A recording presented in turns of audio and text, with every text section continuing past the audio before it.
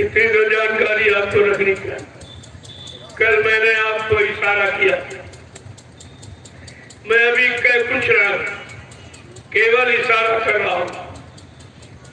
जरूरत पड़ेगी और जरूरत समझूंगा तो सब राज खोल दूंगा, सब खोल के रखूंगा कि हकीकत क्या है।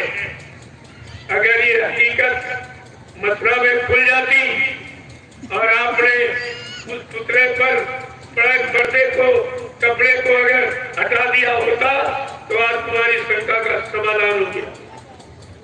लेकिन आपको मालूम कितना भारी नुकसान हो जाता कि जलियांवाला की कहानी पीछे हो जाती, मथुरा की कहानी आगे हो जाती और सारी दुनिया में यही प्रचार हो जाता कि जय गुरुदेव वालों ने जय गुरुदेव वालों को मार डाला।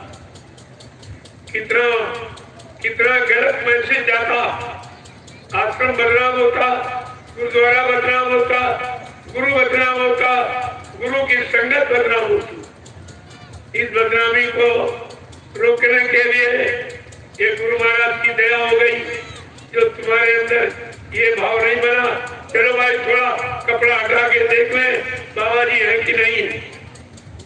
अगर इतना कहीं आप कर लेते तो आज ये शंका का विषय खत्म हुआ। न तुमने किया यानी न तुमने खोल के देखा। मैंने पूरे हिंदुस्तान में प्रेमियों से पूछा कि आप बाल बच्चेदार हो, सत्य बोलना, क्या मथुरा में आपने बाबा जी के शरीर को पूरा खोल के देखा था? आप सत्य क्यों नहीं बोलते? अभी मुगल किए बैठे हो। एक तो आपने पहले गलती की और अभी गलती कर रहे हो। मैं आपसे पूछता हूँ कि आप बाल बच्चेदार हो, सत्य बोलना, क्या मथुरा में हिंदुस्तान के किसी प्रेमी ने बाबा जी के शरीर को पूरा खोल के देखा था? या पूरा शरीर खोल के किसी को दिखाया गया? तो आपने विश्वास कैसे कर लिया? अगर कोई कह दे तुम्हारा पिता खत्म हो गया और लाश न दिखाई जाए, क्या बिना देखे आप विश्वास करोगे? बिना देखे 13वीं मनाओगे, बाल मुड़वाओगे? तो आपने ये क्या किया? अरे 13वीं करना, बाल मुड़वाना, ये सांसारिक रीत रिवाज। क्या बाबा जी सांसारिक थे? आध्यात्मिक नहीं थे? सदगुरु नहीं थे? सच्चे मालिक नहीं थे? आपने ये भी सिद्ध कर दिया ये सांसारिक थी और सांसारिक रीत रिवाज में आपने सदगुरु दयाल को तोल दिया। क्योंकि संसार में संसारी अपने मान सम्मान के लिए 13वीं करता खिलाता है कि मैंने खाया है, नहीं खिलाओगे तो लोग कहेंगे इसने खिलाया नहीं। लेकिन मैं आपसे ये पूछता हूँ कि हिंदुस्तान में इतने संत आश्रम, कहीं जाके आप पता लगा लो किसी महात्मा के शरीर छोड़ने पर उसको जलाया गया या समाधि दी गई। जाके आप पता लगाइए। पूछना चाहिए था कि संत महात्मा के शरीर छोड़ने पर उनको जलाया जाता है या समाधि दी जाती। संत महात्मा जब शरीर छोड़ते हैं, मरते नहीं है, अपनी इच्छा से आते जाते। उनका जीना और मरना अपनी इच्छा का होता। तो सांसारिक इंसानों के शरीर की तरह उनका जीवन नहीं होता। और बाबा जी ने आपसे कितनी बार कहा मेरा आध्यात्मिक शरीर है, बच्चा सुई इंजेक्शन मत लगवाना। ये कितनी बार कहा, लेकिन ये कोई नहीं माने। कितनी दवा, कितना इंजेक्शन, कितना स्लो पॉइजन भयानक भोजन में देते रहे, किसी तरह से कमजोर हो जाए और जल्दी खत्म हो जाए ताकि मथुरा का राजपाट हमको मिल जाए। ये गुरु के भक्त हैं। गुरु भक्त इसी को कहते हैं जिसके अंदर गुरु के प्रति कोई श्रद्धा, कोई सेवा भाव, कोई प्रेम, कोई मर्यादा नहीं है। क्या वो कभी अपने आप को गुरु भक्त कहला सकेंगे? अरे कुछ तो विचार करो। परमात्मा ने आपको मनुष्य मंदिर दिया है और समझने के लिए, पहचानने के लिए एक यंत्र बुद्धि का आपको दिया कि अच्छे बुरे, पाप शुभ अशुभ, सत्य असत्य की जानकारी करना। उसके लिए ये पहचान यंत्र मिला, आपने उसका भी प्रयोग नहीं किया। मैंने लोगों से पूछा और आपसे आज भी पूछ रहे हैं। कल भी मैंने आपसे पूछा था कि आप लोगों ने नामदान गुरु महाराज से लिया है या किसी चेले से लिया है? जोर से बोलिए। सच्ची अच्छी बात को क्यों छुपाते हो? ये आकाश पिता और नीचे धरती मां ये बराबर सुन रही है। आपने नामदान गुरु महाराज से लिया या किसी चेले से लिया है? आपका हाथ गुरु महाराज ने पकड़ा या किसी चेले ने पकड़ा है? आपकी जीवात्मा को जगाने का, परमात्मा से मिलाने का ये वादा गुरु महाराज का है या किसी चेले का है? और फिर तुम जा कर रहे हो? आदेश किसका मान रहे हो? गुरु का आदेश माना। जब 10, 11, 12 जून 1983 में दिल्ली वोट क्लब पर ले गए, कहा बच्चा ये पार्लियामेंट है, इसमें हिंदुस्तान का कानून रहता, तुम इसके सामने शपथ और कसम खाकर ये फकीरी भेद टाडमोरा को पहल लो। ये संकल्पित रूप से संकल्प लेके फहराया गया। गुरु का आदेश तुम्हारी समझ में नहीं आया, टाडमोरा नहीं पढ़ पाए और चेले के आदेश फट से मान लिया तो धारण कर लिया। तो तुम गुरु भक्त हो कि चेला भक्त हो? अपने आप को ये देखो कि गुरु भक्ति कर रहे हो कि चेला भक्ति कर रहे हो। ये भी तुम्हारी समझ में नहीं आया। रामचरितमानस से गोस्वामी महाराज ने क्या लिखा कि गुरु बिन भवनी तरह न कोई, जो बिरंची शंकर समोई। ब्रह्मा विष्णु महादेव के समान कोई धर्मात्मा कीर्तिमान यशमान क्यों न बन जाए, लेकिन ये भवसागर बिना सतगुरु के कोई पार नहीं जा सकता। क्या ये भी झूठ है? क्या रामचरितमानस भी झूठ है? तुम्हारे मानने कहने के अनुसार तो सब झूठ, क्योंकि तुमने गुरु नाम भुला दिया, गुरु भक्ति भूल गए, चेला भक्ति करने लगे। तो गुरु पार करेगा कि चेला पार करेगा? इतनी भी जानकारी आपके अंदर नहीं कि भवसागर चेला पार करे, गुरु पार करे। और चेले भी उन्हीं गुरु के। जब तुमने गुरु से कुछ नहीं ले पाया तो इन स्वार्थी लोग भी लालची चेलों से आपको क्या मिलेगा? जिनके पास स्वार्थ के सिवा कुछ नहीं।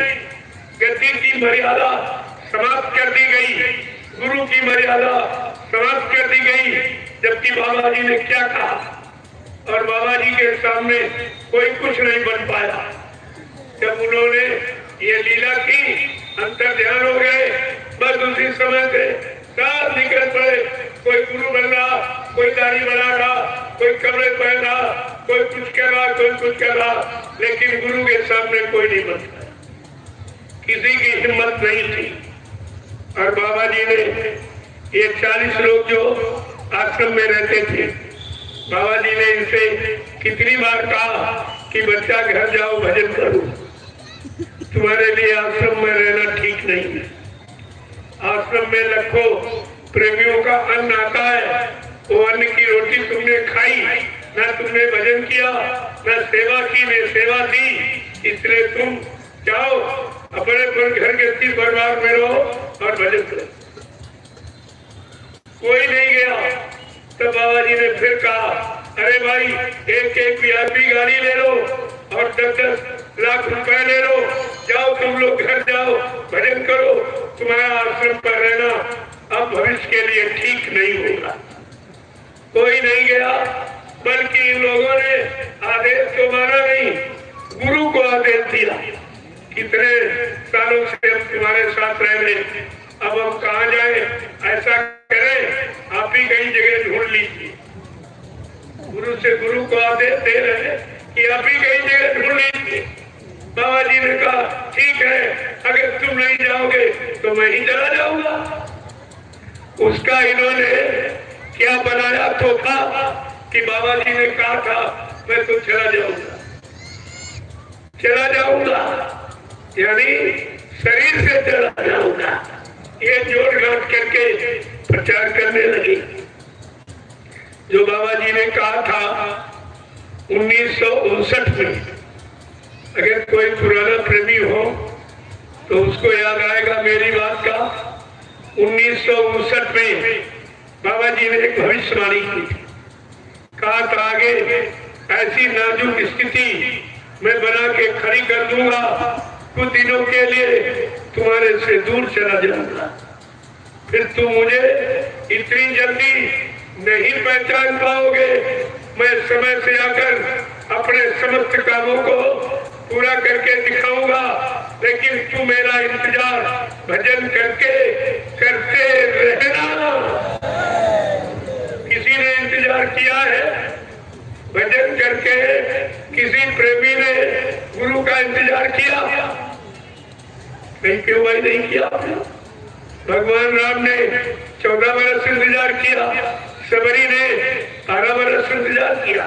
अब तुमने अपने मालिक का 1 मिनट भी इंतजार नहीं किया। कोई इधर भग गया, कोई उधर भग गया, कोई उधर भग गया।